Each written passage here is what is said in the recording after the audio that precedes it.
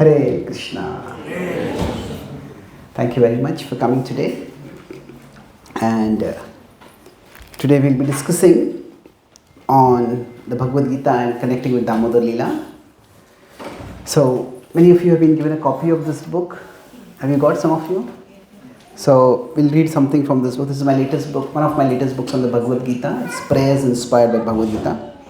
So, can we go to page 28? It is verse 1.46. So, in this book, I've taken the Gita's verses and then seen how we can see them not just as sources of wisdom but also as inspirations for prayer. Because Krishna is not just giving us instruction, Krishna also wants to bless us and empower us to apply those instructions. So let's look at this particular verse. So are all of you able to see from here? Yeah. Okay. Thank you. If you like, you can repeat after me. O Lord of my heart, let me never lose heart. Let's try to recite this verse. Eva muktva Arjuna sankhe rathopastha upavishat visrujya sasharam chapam shoka samvigna manasaha. Thus speaking, Arjuna, torn inside, set his bow and arrows aside. Upon his chariot seat he sank, his heart heavy, his mind blank. This is Bhagavad Gita 1.46. So I've taken the Gita's verses and translated them poetically so that we get some sense of the emotions within the verses. So I request different participants to read one paragraph. Who would like to read the first paragraph? Yes, please. Thank you. My dear Lord, the challenges that the world throws upon me can sometimes be so complicated as to be overwhelming. My dear Lord, the challenges that the world throws upon me can sometimes be so complicated as to be overwhelming, stultifying and paralyzing. Just as Arjuna cast aside his bow, unwilling and unable to fight, many other times when I have felt like casting aside my metaphorical bow, losing my will to fight against problems that seem unfair, unending and unsolvable. Yes. So for all of us, when we go through life, we sooner or later face problems. And when the problems come, how we deal with those problems largely determines the journey of our life. Successful people are not people who don't have problems. They're people who face problems positively, purposefully, and eventually successfully. So now we can have problems of different kinds, different magnitudes. If we are going on a path of life, we might have a problem like a boulder that is blocking us. It can be a slightly bigger boulder. It can be a giant boulder. Now, sometimes it's not just a problem that is there on the path. Sometimes it seems to be rolling towards us to crush us. So, it's sometimes we are going toward the problem because it's on our path. But sometimes on our path the problem seems to come upon us. And sometimes some problems just seem unsolvable. So at such times, how do we decide? Should I push on? Should I dodge this problem? Should I keep pushing on? If you're working in a particular job and we're not rising in our career the way we expect, should we keep trying over there? Or should we look for a different job? Should we look for a different do a career change itself? So we all have to make decisions in life. And Arjuna is facing a situation where his heart is agonized, his mind is blank. I just don't know what to do. And it is in this situation that Krishna speaks the Bhagavad Gita. So broadly, if you look at the context, Arjuna and Krishna, on the other hand, Yashoda and Krishna, they seem to be very different. One is in Vrindavan, which is a joyful place. The other is in Kurukshetra, which is a fearful place. There's going to be a deadly war over there. One is a warrior, the other is a mother. The commonality is that both of them are interacting with the Lord. And while interacting with the Lord, there are certain common dynamics.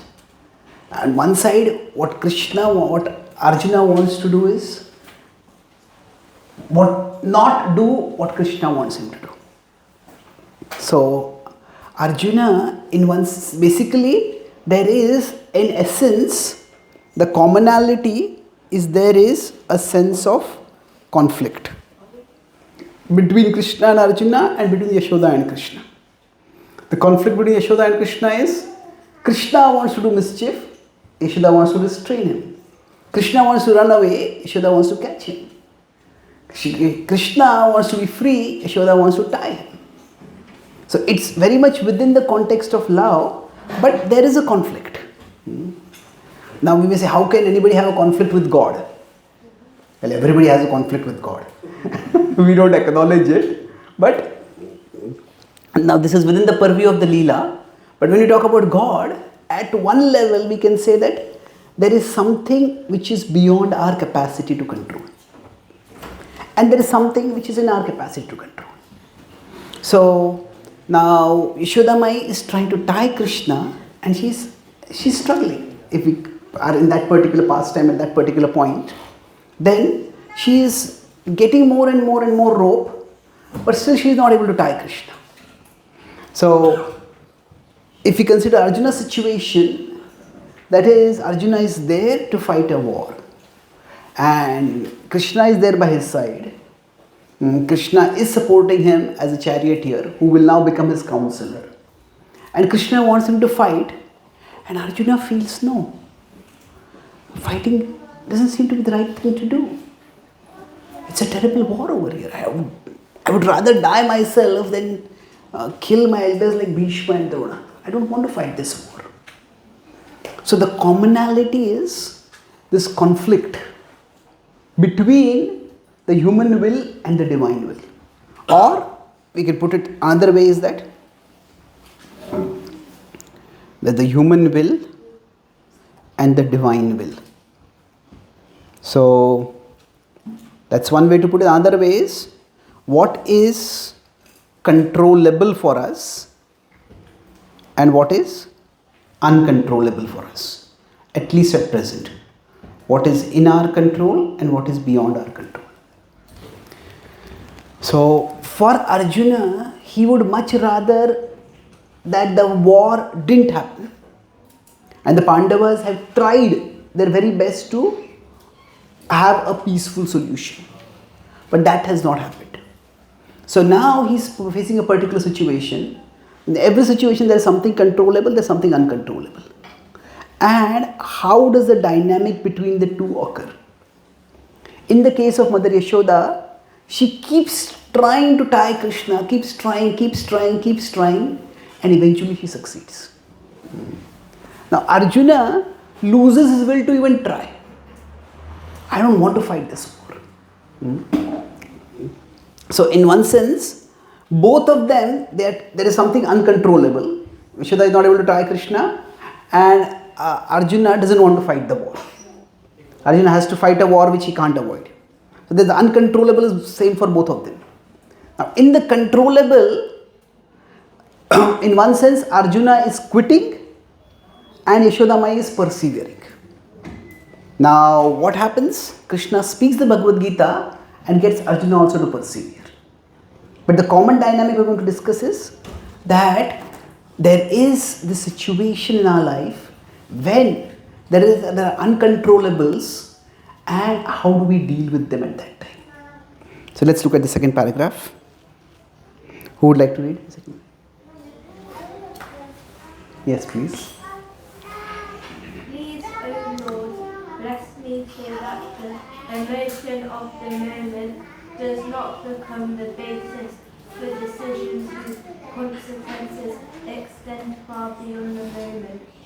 Let me remember that however messed up things may be around me and even inside me, still you are in charge of both the outer world and the inner world. Even if I lose the will to fight a particular battle in this world, let me never lose the will to connect with you. Yes, thank you. So, if we consider in our life that there are situations. Now, the situations trigger some emotions inside us. So, if the situation is unfavorable, the emotion that comes within us is, say, unpleasant. If we are given a lot of work in our workplace, far more than our colleagues and peers, we feel resentment. Now, based on those emotions, we take decisions. So, we could say the emotions are internal, the situations and the decisions are external. Quite often, based on the emotion of the moment, we take decisions. But the consequences of the decisions can go far beyond the moment. See, the situations in our life are often reversible. Today I might feel terrible about my job. Today I might feel terrible about a relationship. Today I might feel terrible about my life itself.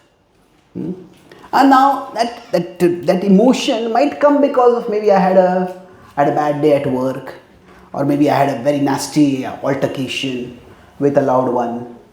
So the situations can be bad. So the situations, however, today I might have a very unpleasant day, tomorrow I might have a better day. So our situations are reversible. That's the nature of the world of duality. Kabhi khushi, kabhi gum, as this happiness and distress. Now, because of the reversible situations, we often get strong emotions, but the emotions are also reversible.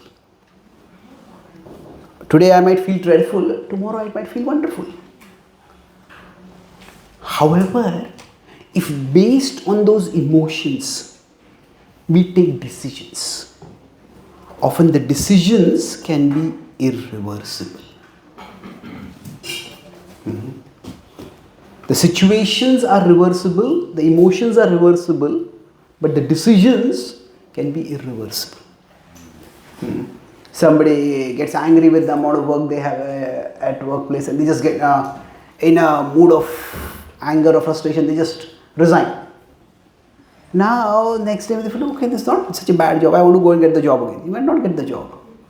Or the worst could be that if somebody faces some setbacks and failures in their life, and they feel so depressed that they think, I want to end my life. Now, that is one decision that is irreversible. So, what we would like to do is create some boundaries. So, boundaries so that the reversible situations, they do not trigger strong reversible emotions inside us. Now, ideally, we would like that situations should themselves not be reversible. Life should always be good for me. But that is not in our control. Situations will be reversible, but we would like that the emotions that are triggered within us are not reversible. And even if emotions are triggered, at least we can have another boundaries where we don't act on those emotions. So we all may feel angry at times, but say if we are talking with somebody who's a senior or a superior, elder, then although we feel angry, we will keep that emotion inside us. We won't act on it. So we need some boundaries or filters. So that's what Arjuna is facing, a situation where he just doesn't want to fight. And in that, the emotion that he is experiencing is, why am I here? I just don't want to be here. I want to quit. But he's taking a decision that could be irreversible.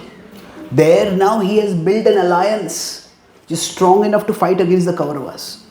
But if he quits at this moment, he may never be able to form an alliance like that again. That moment and the momentum of that movement may be lost forever. So when we face situations in life, face situations of failure, of setback, of loss, at that time, how do we respond? So we do not have to fight a battle the way Arjuna has to fight. We are not trying to tie Krishna the way Yashodama is trying to tie. But this principle that when situations come upon us, they can be unfavorable. They can be unpleasant. Mother Yashoda was trying to tie Krishna and she felt indignant. No, I am your mother. It's my duty to discipline you. I told you don't steal butter. You didn't listen to me. You further destroyed pots. I am going to punish you. And this is for your good. But still she was not able to tie. So in those situations, certain emotions come up. So how do we create these boundaries for ourselves? And how do we know how to persevere or when to persevere? That's what we'll discuss. Let's move to the next paragraph. Who would like to read the third paragraph? You can read it? Sure. Just as he blessed Arjuna with the wisdom to see light amid darkness, bless me, O Lord, so that I can find shelter in your word, and let them become my guiding light when the world around me envelops me in blinding darkness, and when my own mind confounds the darkness. Grant me, O Lord, I beg you the remembrance that the light coming from you is greater than the darkness coming at me from outside and from inside. Brilliant. What is your name? Riddhi. Yeddi. Riddhi. Oh, let's give her a nice high five. Wonderful. Yeah. Every single word you pronounce clearly. You're nice. So, when our situations are difficult, so we could have darkness outside, and we could have darkness inside also. And we may feel, what do I do at such times? But beyond the darkness that is outside and the darkness that is inside, the Gita explains that our emotions primarily occur or reside in our mind. But beyond the mind is the soul. And next to the soul is the super soul. So darkness might be there outside and inside. But if we consider here, there is the mind, there is the soul, and here there is the super soul. So now if we consider here, there is the outer situation, whatever it is. There's some outer problematic situation. So from that situation,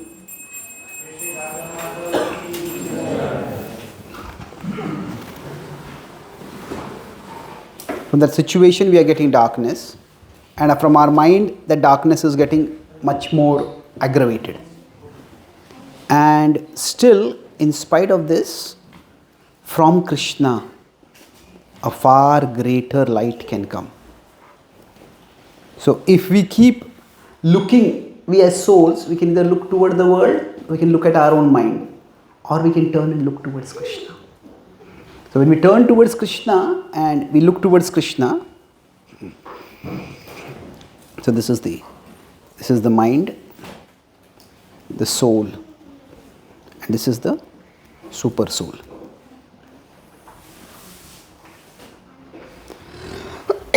Super soul is the manifestation of Krishna within our hearts. So we turn towards Krishna and we look at Krishna. That life itself may be such that sometimes in particular situations there is just no option for us. We may lose a particular battle. Arjuna heard the message of the Gita and became confident, ready to fight the war. And he fought the war. Krishna told him, I have arranged for your victory. And that victory did come eventually. Still, Arjuna also faced painful reversals. He lost first his son Iravan, then he lost his son Abhimanyu. Then all the Pandavas lost their sons on the final night. It's all very painful. But still, there was victory ultimately. So we cannot guarantee that every single battle that we fight, we will win. But we shouldn't lose the will to fight the war itself. That is the spirit that we want to maintain. So the principle is that if we consider there is a mountain and there is an ocean. So now from the mountain, the river goes towards the ocean. Now when the river is going towards the ocean, if there are different rivers may take different paths to the ocean.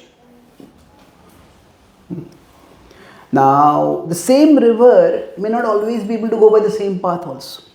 Sometimes there's a landslide, sometimes a dam is built.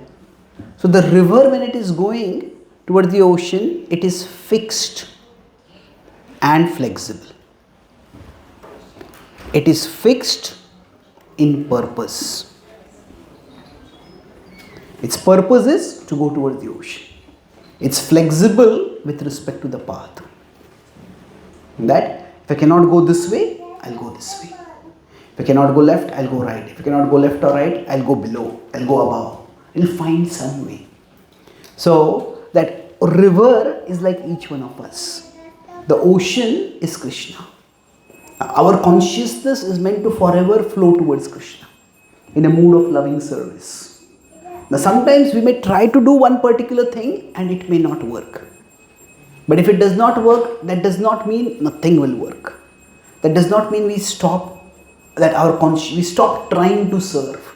We stop trying to do our dharma. We stop trying to do the right thing in a mood of service to Krishna. So like that, we need to find a way to keep moving forward. Now, if the river only sees, oh, this is a big obstacle over here, how can I ever go beyond this obstacle? It might get blocked. But if it keeps persevering, it will move ahead.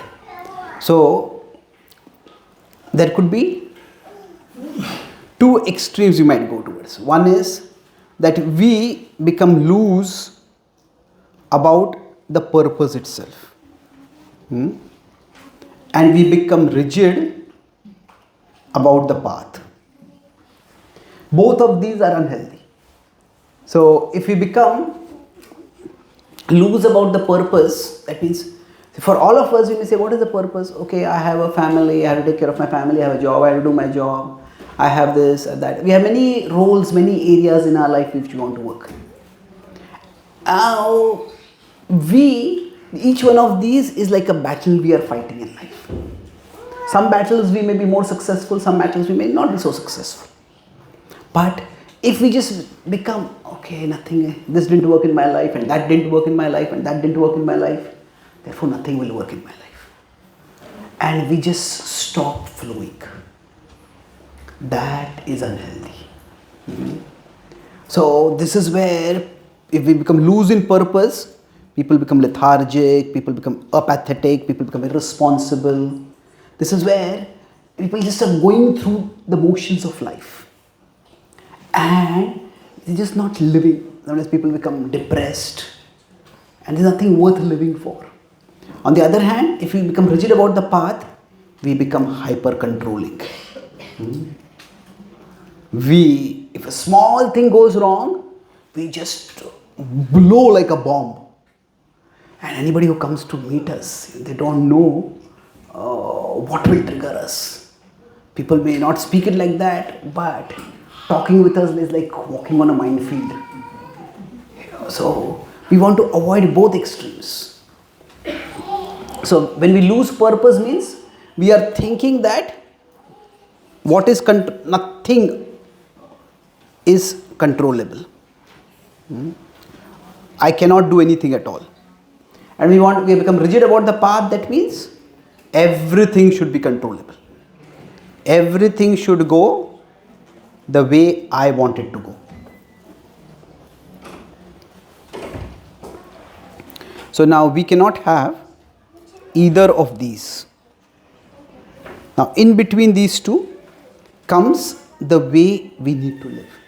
That is, fixed in purpose and flexible in path. That whatever situation we are put in, that we have a job, we have some hobbies, we have family, we have so many roles in life. But ultimately, all my roles are meant for you, O Lord. I have a child, that is not just my child. This is Krishna's child put in my care. And I will take care of my child in the mood of service to you, O Lord. So we are fixed in our purpose. We cannot be loose. So this fixed purpose comes by the practice of bhakti. When we practice bhakti, it is not that Krishna is there for us at the end of our life's journey. Say, if, let's put it this way, this is the material world, this is the spiritual world, this is where Krishna is residing ultimately.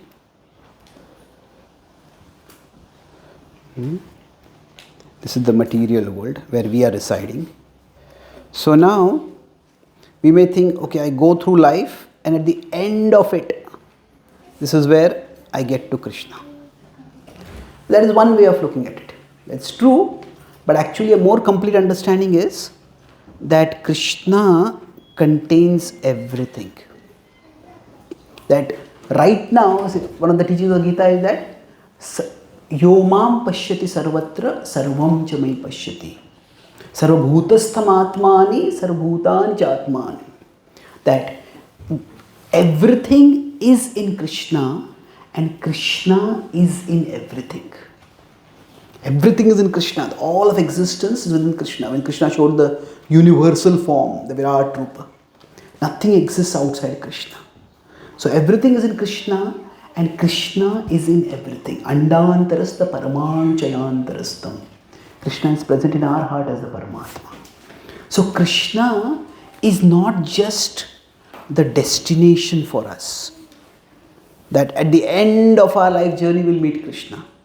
Krishna is actually the companion for us right now. So when we say, so this is the difference between the river going toward the ocean. It's like the ocean is already with the river. But the river has not yet realized it till now. So when we practice bhakti, at least to some extent we feel some presence. There is some bigger reality. There is something beyond me, beyond my daily world. This problem and that issue and that thing, there is some bigger reality. So once we get a sense of that bigger reality, when we do our sadhana, when we chant the holy names, when we come to satsang, when we worship the deities, what happens? We start realizing Krishna is not just an immediate reality, Krishna is also the bigger reality. So we stay fixed. Initially for us, the world is very big and Krishna, if God exists, he is very small. But when we practice bhakti, what we experience is that the world becomes small. The world becomes small and Krishna becomes big for us. And when this happens, as Krishna becomes the bigger reality for us, then we stay connected with Krishna. That's how, by experiencing Krishna, we can become fixed in our purpose. Krishna, you are the bigger reality. I want to be with you. I want to realize you.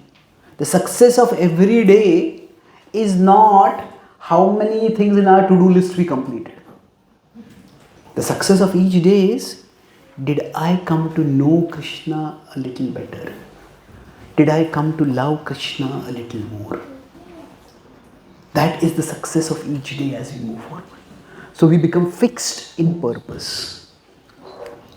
Now, that is, the river has to go toward the ocean. Now, Krishna is the bigger reality does not mean that the world is an unreality. The world is also real.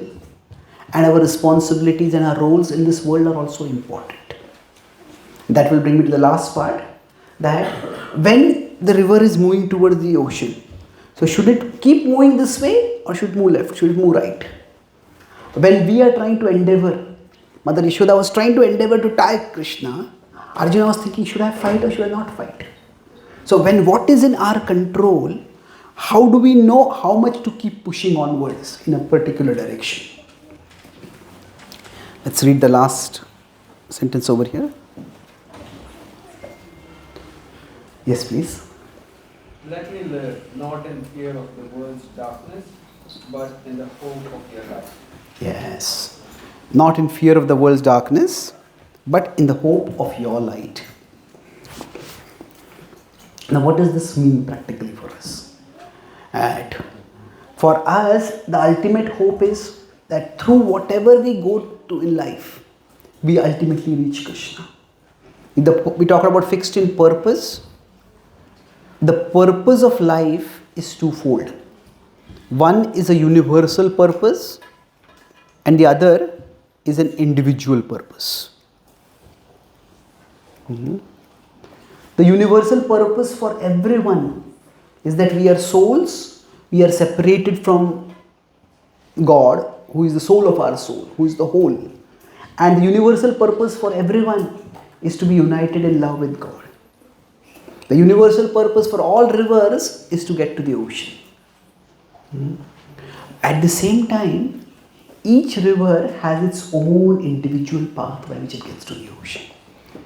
And what is important, a prominent Gita commentator, Vedanta Deshika, he says that each river, as it is moving towards the ocean, it does enormous good to thousands and millions of life forms that exist on the banks of the river. It provides life-nourishing, life-sustaining water. Like that, while our ultimate purpose, the universal purpose for every one of us is to go to Krishna. But during the journey of our life, each one of us is meant to do good in the world.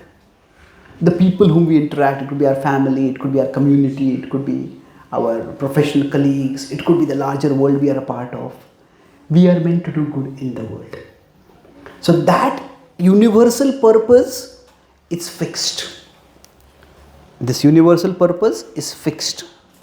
The individual purpose, that's flexible. Flexible means it varies from person to person. It varies also according to time, place, circumstance. Desha, or time, place, candidate. Desha, kala, patra.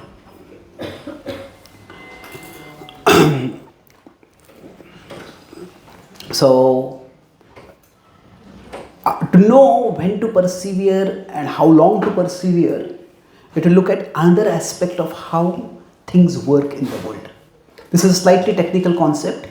I won't go too much into technicality, but broadly I'll explain this. This is based on 18.14 in the Bhagavad Gita. Krishna says, what are the factors that lead to success? When we do an action, from the action to the result, what are the factors that determine it? So he says, Adhishthānam tatha karta, karanam cha prathak vidha, vividhāscha prathak cheshta, daivam chaivatra panchamam. So if we consider the action to be a mountain and the result to be another mountain, then from the action to get to the result, there's a bridge that is required.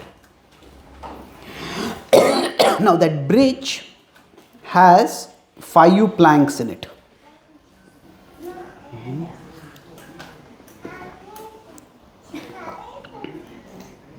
So what are these 5 planks? Adhishthānam tatha karta. The soul is there. And then destiny is there. These are 2 factors which are beyond our control. For anybody to do anything, the soul has to be there, the person has to be alive. And for everything that we do, there are things completely beyond our control. That is the unknowable for us. But beyond that, Krishna says that there are 3 things. There is the talent, that is the tools, the karanam. What are the... So somebody is a very good singer. Now what does that mean? Somebody says they have a golden voice. Now what does it mean? If you take an X-ray of their throat, you won't find gold over there, isn't it? The physical senses are just very similar as everyone else's. They may be a little tougher, more exercised, but it's essentially the same. The talent that is there is invisible, it's subtle. The talent exists in the tools. Then there is the adhisthana, that is the environment. And then there is the cheshta, that is the commitment. So talent, environment, commitment. You could summarize this as acronym TECH. That for a person to succeed, there are these three factors that are involved. So do you have the talent to succeed in that field? Somebody might be a very good at cricket. But suppose they are born in a country like America, where at least 15-20 years ago, cricket was not a big thing. When I started going to America, I started traveling abroad for sharing spiritual wisdom more than a decade ago. So when the first time I went to America, the organizers there told me, don't give any cricket examples over here. I said, why is that? I thought, for Americans, cricket is an insect. They don't know about it as a game at all. So somebody might be very talented in cricket, but if the environment is not supportive, then you really can't do much over there. Now the talent might be there, the environment might be there, but after that the commitment is required. Take some that you have to practice, you have to excel. Now talent is more dormant. From talent we have to develop skill, which requires training and practice and perseverance. So when all these three come together, that's when the result comes. These three factors can be understood in different ways. So suppose somebody wants to dig for gold. Now first of all, the gold has to be there. Isn't it? If there is no gold underground, no amount of digging is going to give the gold. And having gold alone, that is the environment. Having gold itself is the environment. Then we cannot dig for gold with our fingernails. We need the right tools. That is like the talent, that is the karanam. And then it's not that even if we get a good spade or we get a drill, just drill for 1 minute and you're going to get gold. No, it requires commitment. Talent, environment, commitment. So now, why are we discussing this right now? We are discussing this point that if the river is trying to move toward the ocean and it's being blocked, so should it keep pushing in that area itself or should it shift to some other area, some other path? So we are playing a particular role. Maybe we are doing some service, trying to do some service for Krishna. We are doing some job, we are pursuing something, and we are not getting the desired results. So should we keep persevering or should we do something else? So for that, these are the three factors that we need to inquire. That do I, first of all, have the talent? Then is the environment supportive? And then is the commitment adequate? Have I persisted in this for a sufficient amount of time? And I'll take one example for this, and based on that we will conclude and we'll have some question answers. That if we consider the life of Srila Prabhupada, Srila Prabhupada started the Krishna consciousness movement, and if you look at his life story, it's remarkable. Till the age of 70, he had no success worth the name. Initially, when he met his spiritual master in 1922, at that time he just got married, he had a child, and he said that if my spiritual master had met him a few years before I had got married, I would have joined his mission. But now it would be unfair for my family. So he worked as a pharmacist, that was his business. Srila Prabhupada by nature was a teacher. So as a pharmacist with his customers, he would have philosophical discussions. He would be sharing his spiritual wisdom with them. And he worked very hard. He started a pharmacy first in Kolkata, then he started another in Mumbai, then he started another in Prayag. There's all this in different parts of the country, and at those times, there were no planes, you had to travel by trains. Prabhupada would read most of the scriptures that he read in the trains, and Indian trains were not like comfortable trains, he was not traveling in first class. So it was difficult, but he did that through all those journeys. So, but somehow, although he worked very hard, it just didn't work. The talent, his talent, he was by nature a teacher. Now, he had business ability, but that just didn't work. Then he started, he retired from his household life after having completed his responsibility at some functional level, and then he focused on sharing spiritual wisdom. And he was doing that in India, but still that just didn't work. People were just not receptive. There are many reasons, but basically he found that he was speaking in English, and he was giving more philosophical wisdom. People wanted bhakti and spirituality in their vernacular languages, and they wanted stories to be entertained. It was like a pious form of entertainment. So Prabhupada found that the environment was not supportive. Then what did he do? He decided to come to America. Now, when he decided to move to America, it is an interesting decision. His thought was that Indians are infatuated by the white skin. So, if Indians see that Western people are practicing bhakti, then they will start valuing bhakti more and they will start practicing it. Now, if you see here, it's a material calculation. Indians not being interested in bhakti is Maya. Indians being infatuated by the white skin is also Maya. So, Srila Prabhupada was using one form of Maya to counter another form of Maya. The Bhagavatam says if a thorn has gone in our leg, we use another thorn to take out the first thorn. So like that. So Prabhupada changed the environment. Now even when he changed the environment, it was not that he was welcomed in America with open arms. There was practically no one to receive him when he landed in America. And then he had to strive. He was first in Butler, Pennsylvania, and there he was treated more like a curiosity object than a spiritual teacher. At that time, if there had been cell phones, people would have come to Swamiji, one selfie. And that's what they were not interested in. They were not interested in self-realization. They were not interested in the self. They were interested only in the selfies. Then he gave some talks in University in Philadelphia. He came to New York. He was more on the prosperous side of New York, but people were not interested. Then he went to the Bowery, and there he was attacked by the person who seemed to be likely to have become a student. Then he went to the Lower East Side, which was a crime-infested area, which is filled with people using drugs. But there, Prabhupada found an audience. So he had to persevere. There was the commitment. So talent, environment, commitment. He was naturally a good speaker. Speaking and teaching was his calling. He found the right environment, and then he had commitment. And then, in the last 10 years of his life, spectacular success came about. More than 100 temples were built. Based on his writings and speaking, more than 70 books were published.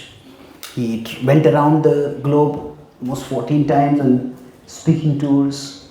He inspired thousands and millions of people to live in a more spiritual way of life. Many thousands of them became devotees of Krishna. He got spectacular success. Now we could say all this is ultimately Krishna's plan, and that is true, no doubt. But how it works out, the underlying principles are universal. So for us, when we are not getting success, rather than thinking, I have to keep doing this, or I just have to quit, we can try to be a little more objective. Do I have the talent in this particular field? So, first of all, is the talent sufficient? Anybody can say that I have some talent, but is the talent sufficient? Is the environment supportive?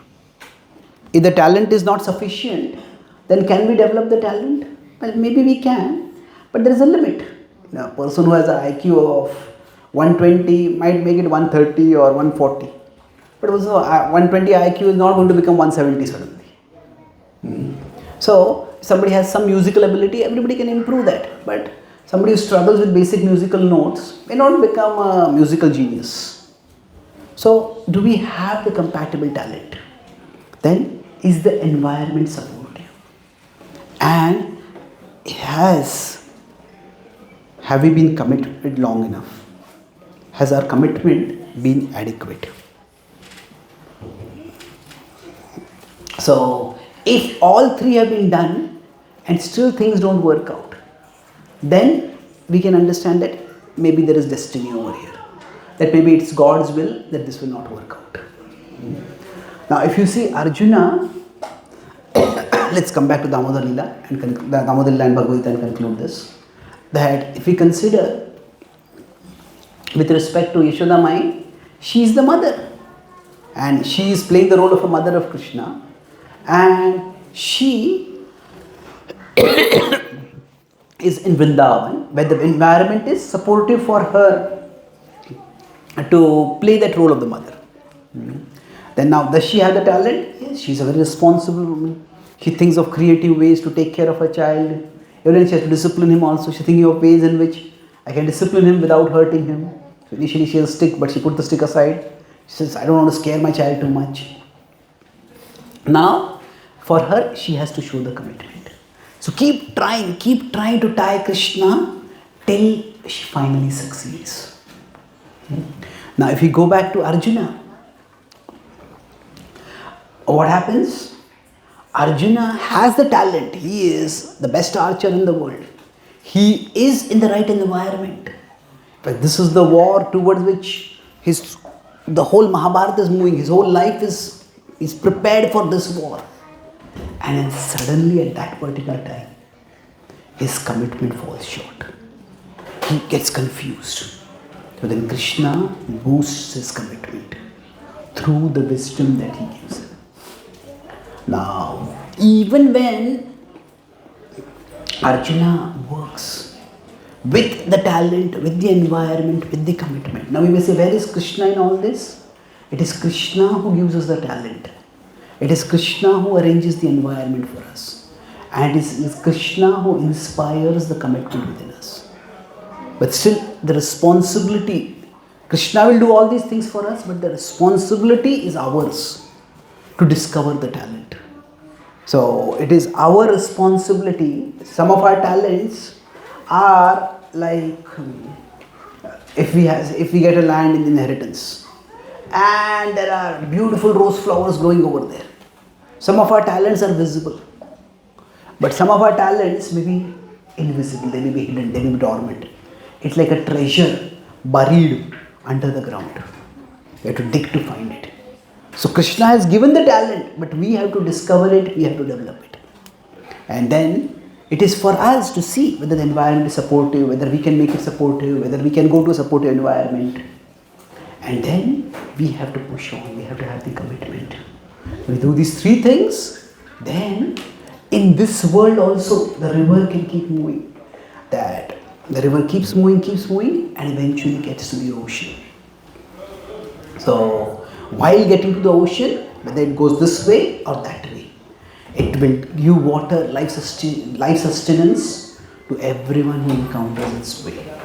It encounters along the way. Similarly, Krishna will bless us if we persevere on the path of bhakti, in a mood of service to him, playing our roles and responsibilities. He will enable us to do something meaningful in this world and attain the supremely meaningful destination beyond this world. I'll summarize what we discussed. Broadly, we discussed 3 points. Our theme was Gita and Damodara Lila parallels. So within that, the first thing we discussed was the principle. The pastime themselves are very different, but the principle is there is a human divine dynamic. There is Arjuna and Krishna, and there is Yashoda and Krishna. And both of them, there is a conflict. Yashoda wants to do something that doesn't seem to be working. Arjuna is put in a situation where he doesn't want to do something. So we discussed that there is, for all of us in our life, there is the controllable, which you could say is the human will, and there is the uncontrollable. That is the divine will. So how do these two interact?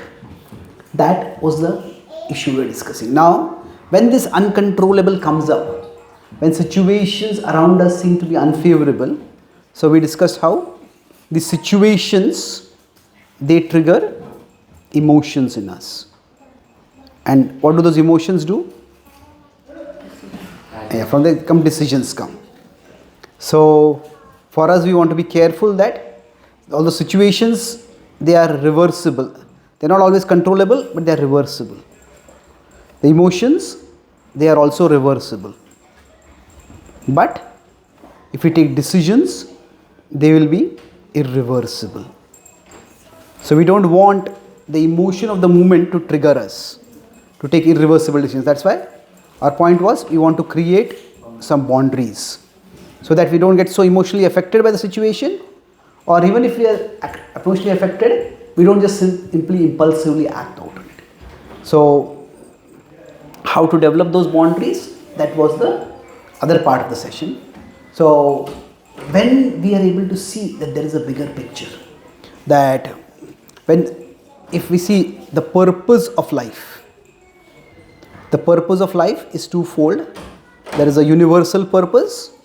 It's like the river. All rivers are meant to go towards the ocean. But we also have a individual purpose. Now, in the universal purpose, that is fixed for us. The river is going towards the ocean. The individual purpose is flexible. So like a river going towards the ocean, the river may go one way, the river may go second way, a different way. The same river may also go by different ways. So we discussed that we need to avoid two extremes. One is we become loose in the purpose itself and we become apathetic, depressed, disheartened, or we become rigid about the path. So each one of us, the universal purposes, like the river going towards the ocean, we are meant to go towards Krishna. The individual purposes, that we are meant to find our path towards Krishna based on our talents, our abilities, and in between is the situation we want to be in. So fixed in purpose and flexible in path. So how do we do these two things? So if we get this understanding that yes, there is a bigger purpose for my life, and even if this situation is not working, a bigger plan is still working in my life. That will ensure that we don't get so emotional in terms of being affected by it or acting out on it. And then, toward the practical, the path for us to move ahead. So the universal purpose, how do we pursue that? It is by the practice of bhakti. So by the practice of bhakti, we start realizing that initially for us the world is very big and Krishna is small. But if we keep practicing bhakti, then what happens? Krishna becomes bigger for us and the world becomes smaller. So we understand that God, Krishna, is not just our destination. He is also our companion. He is right here with us now. And we may get some experience, some glimpse of His presence, and that will help us to persevere, to stay fixed in purpose. And then, with respect to the individual, how do we find that? We discuss the acronym TECH. That should I persist in a particular path? We look for whether we have the talent. Then we look for whether I am in the supportive environment. And then finally, we look for whether I have the commitment. So we discussed the Prabhupada's life example to see how even he had to persevere. Things didn't come easy to him. He had the talent, but it's a different field. And he had to change the environment. He was a pharmacist. From there he became a preacher. He's preaching in India, then he went to America. And there he pushed on in America till he found the results, and then such dramatic results came for us. So for all of us, from the world, we talk about from situations darkness may come, from the emotions darkness may also come. But if our vision is fixed beyond our situations and our emotions on our Lord, then from the Lord, light will always come towards us. And with that light, we can always be hopeful. We can always be purposeful. Thank you very much. Hare Krishna.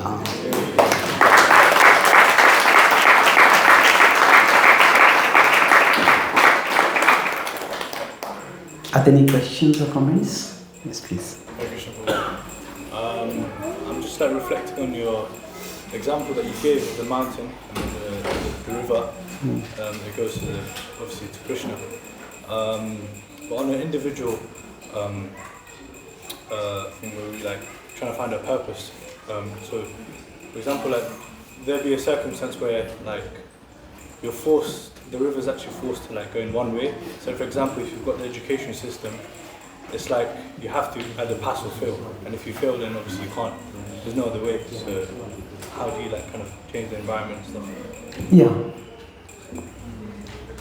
So, sometimes our environment constrains us. And yes, that is true. See, this is where the concept of karma also comes in. That we can choose our present karma, but we also have a certain karma baggage from the past. And that karma baggage determines the talent we have. Not everybody has the same level of talent. So, similarly, our karma also determines the environment we are in. So, most of us live in a relatively peaceful part of the world. Some occasional crimes might happen here and there, but we are living in a peaceful part of the world. There are parts of the world where there is wars happening constantly.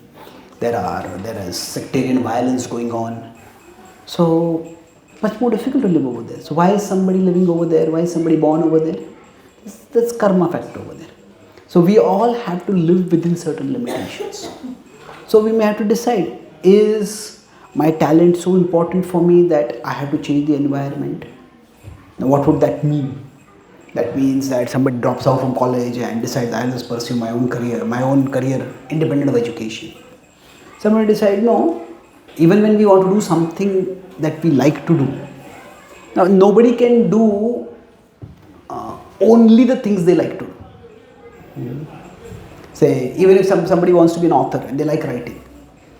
Now, after writing, they have to promote their book, they have to publicize, they have to do interviews. They will not like all those things. They have to do those things. Nobody in life can always do only what they like to do. So we'll all have to do certain things which we do not like to do. So what should not happen is that rather than simply deciding our life choices based on what we like and what we don't like, it is that sometimes I may have to go through a particular environment so that I can be in a more favorable environment afterwards and where I can pursue. So we have to make certain decisions like that. So Arjuna, he was a great archer. But when Draupadi was being dishonored, when the Pandavas had to live in the forest, he could not do much with his archery.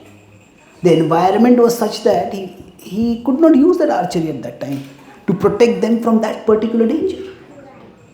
So for all of us, some situations we have to accept.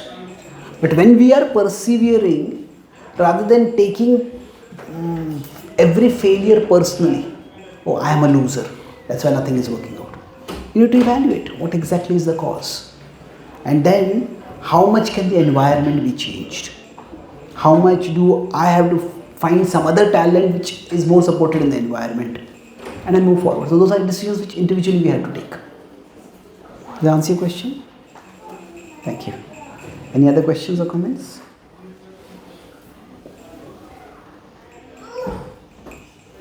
Yes, please. I'm sorry if you've already covered this, but what about the element of confidence over fear? So if you have a service to do and you feel that you have a talent for it, for many, including Arjuna, there came a point of, I can't do this, I'm too fearful. How then can you be assured of Krishna's support and presence within that service? Or would you think, because it can be quite easy to think, well, I don't have the talent for this and I don't have the ability to do this service. So how do you measure, or how do you understand if that service or that action is going to do? Yeah, good question. So, if we are to do some service but we don't feel the confidence, now how do we develop that confidence? We could very well say that I just don't have the talent for this particular service. Yes, two things mainly. That often when we seek to do a service, we have a particular conception of success in that service. And we often evaluate that, oh, maybe I'm not good for this service, maybe I'm not good enough for this service, based on whether we have got that particular success or not, or whether we are likely to get that particular success or not. But sometimes it's like success may be different from our definition of success. So growth in life can be at one level attaining success, or we can say reaching success, but growth may also require redefining success. That what is success? Growth can be both ways. So what do I mean by redefining success? That generally whenever we do any service, there are two aspects to the service. There is the external aspect, there is the internal aspect. The external is, say if we are trying to share Bhakti, we are giving some talks. The external aspect is how many people come for the talks, how many people become inspired, how many people become transformed. That is the external aspect. Now the internal aspect is that we ourselves are absorbed in Krishna. That our attraction to Krishna increases. That, like I said, that every day, did I come to know Krishna a little better? Did I come to love Krishna a little more? So through every talk that we give, every interaction we have with others, it is not just others come to know Krishna a little better, do we ourselves come to know Krishna a little better? Now, if we look at Srila Prabhupada, when he went to America, he had been trying from 1922 onwards till 1965, and he had a very little external success to show. But still, he was not bitter. The people who had tried very hard and have not succeeded, then they become very bitter. But he was not at all bitter. Those who met him in America when he was just an unknown Swami walking on the streets of New York, they saw him, he was just so cheerful, so happy. Speaking about Krishna, singing about Krishna, cooking for Krishna, writing about Krishna. They were just happy in that. So we could say that there is, through our service, there is the outer impact or the outer contribution. Now we want that, no doubt. But through our service, there is also the inner connection that is to be developed. That through our service, Krishna becomes the bigger reality for us. Now based on this, if we consider 4 quadrants, that we could say that if there is only outer contribution without inner connection, that means somebody sings very nicely. But when they are singing, their concern is not how much Krishna is pleased with me. Their concern is how many people are marveling at how nicely I sing. So then what will happen? That person will become prideful. They'll be doing the service, but it's all about pride and ego and recognition. Now, if somebody has neither outer contribution nor inner connection, then they are going to become very resentful. Nothing is working in life. They'll be bitter and resentful. Now, if somebody has inner connection, but there's no outer contribution. They will still be graceful. Now, if there is outer contribution, they will be grateful. Will not think I am great. So we can say Srila Prabhupada in his life from 1922 to 1966 almost. Or we can say even 1968 because he didn't get success immediately. After 1968 the movement really took off. And then 68 to 77, that's when the outer contribution also started manifesting. So for us, we try to make sure, so if are we meant to persist in a particular service even when we are getting no success? Well, we should see through the service, am I at least experiencing the inner connection with Krishna? So that's when we'll be able to persevere in that service. So some people, they may go out for distributing books and it's just exhausting emotionally, physically, and they do it, but they feel completely drained by it. They don't even feel spiritually nourished by it. Now we will be spiritually purified by it, but we won't feel nourished by it maybe. But if they come and do worship the deities, or they come and make garlands for the Lord, they feel much more connected with the Lord. So we have to see both. Ideally would be we would all like to be in quadrant 4. We could say that best is that we can be in quadrant 4. But if not, then at least in quadrant 3. Now we don't want to be in quadrant 1 of quadrant. If in quadrant 1, we should try to get to quadrant 3 soon. But definitely we don't want to be in quadrant 4. So for all of us, we can't entirely control this, but we explore. Now, which is the service by which I can make an outer contribution? Which is the service by which I can make an inner connection? And we may have 2-3 services like that, and we explore among those. And one of the services may become our life's calling and our life's way of serving Krishna primarily. Does that answer the question? Thank you. Any last question before we stop? Yes, please. Thank you for your class and your commitment to keep coming to Leicester. You mentioned about Krishna being within everything and outside of everything. And I've always tried to understand this more, as it's kind of a unique feature of our philosophy, this inconceived relation of Krishna. And I understand the technical aspect of Krishna within everything as a super soul. But I guess from your learning, you share how you've appreciated this kind of inconceived relation of Krishna. So, how do we understand at a personal level rather than technical level that Krishna is in everything and everything is in Krishna?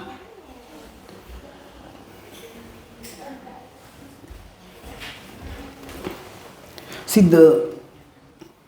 when we look at spirituality, there are broadly 2 aspects. There are the concepts. And it's important to understand the concepts. But then, we are not just interested here in learning concepts. It's more that we want to make connections. Ultimately, the connection is between our heart and Krishna. But connections are also that we want to connect our life with Krishna. We want to connect our talents with Krishna. We want to connect our family members with Krishna. So Bhakti is not just about learning concepts, but it's also making connections. So Arjuna had a natural interest in archery, and he used that archery to serve Krishna. So from that perspective, when we say everything is in Krishna. So everything is in Krishna. Now what does this mean? One way to understand is that whatever happens is within Krishna's plan. Everything is in Krishna. It's not just an abstract, but Krishna has a universal form and everything is contained within it. Then Krishna is not just a museum exhibit. You see how I contain everything. That's not the point. That everything is Everything, whatever happens is within Krishna's plan. That doesn't mean bad things don't happen. Bad things can happen in life. But even through those bad things, Krishna is acting. So, for me, I got this sense, to at least a vague level, from my mother when I was growing up. And then when I read Shastra, I got it much more clear. Many of you know that I need crutches for walking. So when I was I was staying in a small town in Maharashtra, and my mother took me to a local clinic to get the polio vaccine. Now the polio vaccine is one of the most reliable vaccines, and polio is almost eliminated in the world, eradicated. But because it's a small town, there used to be power outages over there. And the previous night there had been a power outage, and because of that the fridge in which the vaccine had been kept had got heated up. And neither the attendant nor the physician noticed that. So because of the extra heat, the germs in the vaccine had multiplied. And when that vaccine was given to me, instead of preventing polio, it ended up causing polio. So now I don't remember any of it. I was just learning to take my first steps, and I fell down and I couldn't walk normally thereafter. But my first memory of this was, I was about 2.5 or 3, and a distant relative had come to our home, and she was consoling my mother, saying, "Oh, it's so sad, your son got polio." And I remember my mother's voice, very calm, clear, confident. She said, "Whatever he lacks physically, God will provide him intellectually."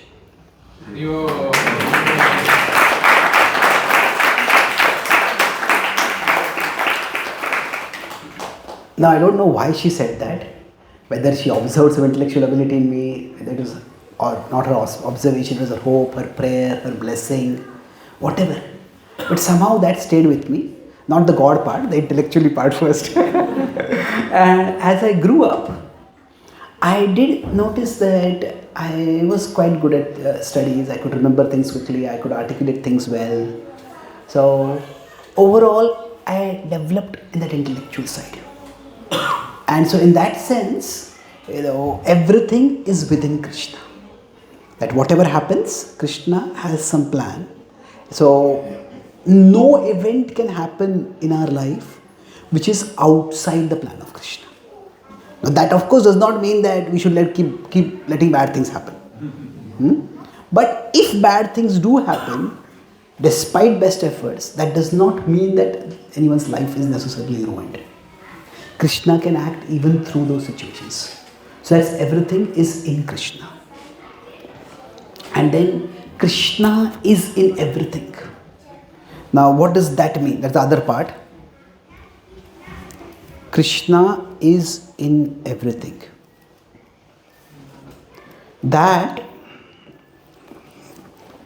one way to understand this is the potency of everything comes from Krishna. So like if you consider cricket, that all players they all want to play well, they want to be in form, they want to score. But sometimes these players go out of form. Nobody wants to go out of form, isn't it?